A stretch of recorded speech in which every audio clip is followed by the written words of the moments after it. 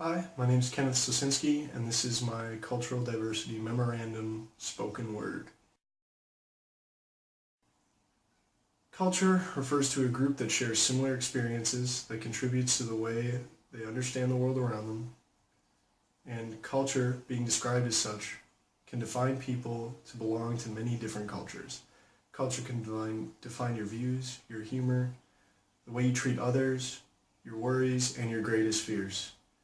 Although many people are very different in terms of culture, we must understand that we are all similar. And while we may be similar, we must also understand the background of others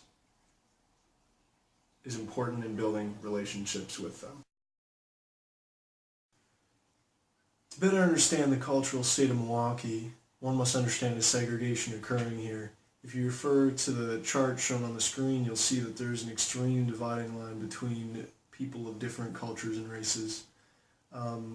With these barriers, it is easy to understand why the influences may cause a stigmatizing effect on people in the community, and those lines might be hard and intimidating to cross.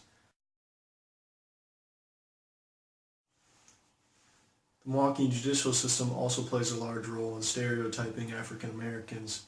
If you refer to the chart, you'll see that Milwaukee is, as of 2010, the city leading with the largest incarceration rate of African Americans in the U.S. With this extreme persecution, it is difficult for African Americans to live without susceptibility and stereotyping at school and in the workplace. It's also difficult for African American communities to not feel oppressed by the judicial system. This can lead to conflict and rioting. An example of this would be August 13th at the BP gas station on Sherman Street, where a male was shot and killed by a police officer, and outrage and rioting did occur in that area. Our U.S. Representative Gwen Moore had this on the topic.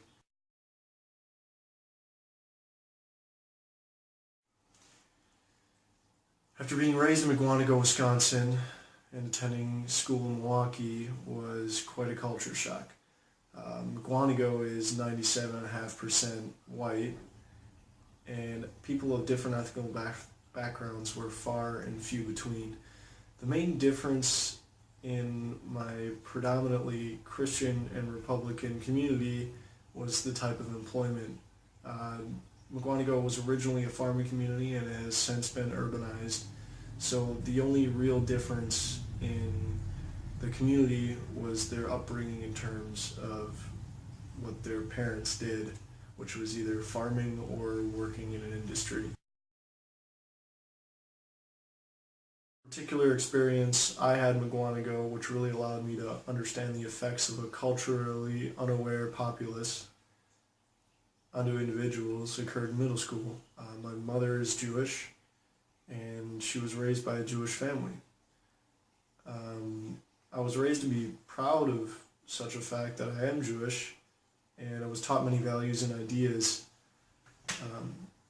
through my mother. When entering middle school, if someone were interested in what it meant to be Jewish and the different ideas of the world, of the people of my faith, they were all very open and kind when speaking about it.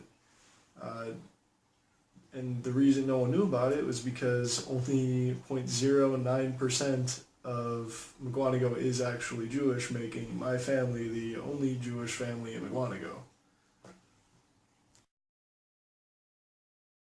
Being Jewish, however, can be difficult when you find yourselves in high school in a very low cultural diverse community. Many individuals would treat it as a comedic topic, and most of the time I would ignore them as they were just trying to get something out of me. But it was difficult to handle as someone who wants to be able to be open and speak to other people, and someone who was used to being able to speak with other people about being culturally different.